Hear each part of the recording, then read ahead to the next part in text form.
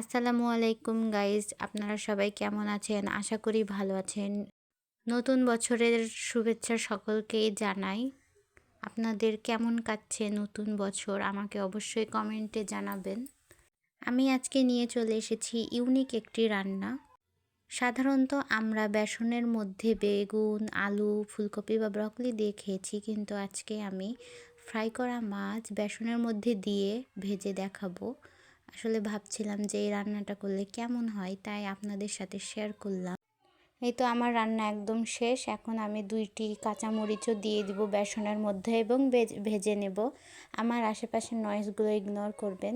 চারিপাশে শুধু বাবু আছে আমাদের বাসার আশেপাশে, এই জন্য একটু বেশি নয়েজ হচ্ছে, তো আপনারা ইগনোর করবেন। আমার ভিডিও আপনাদের কেমন লাগে এবং আপনারা কোন কোন জেলা থেকে দেখেন অবশ্যই আমাকে কমেন্টে জানাবেন, এবং আপনাদের অসংখ্য ধন্যবাদ আমাকে সাপোর্ট করার জন্য। আমি সার্ভ করে দিয়েছি। আপনাদের এই ভিডিওটি ভালো লাগলে লাইক, কমেন্ট এবং শেয়ার করবেন। দেখা হবে নতুন কোনো একটু ভিডিওতে। ভালো থাকবেন, সুস্থ থাকবেন, পাশে থাকবেন। আল্লাহ হাফেজ।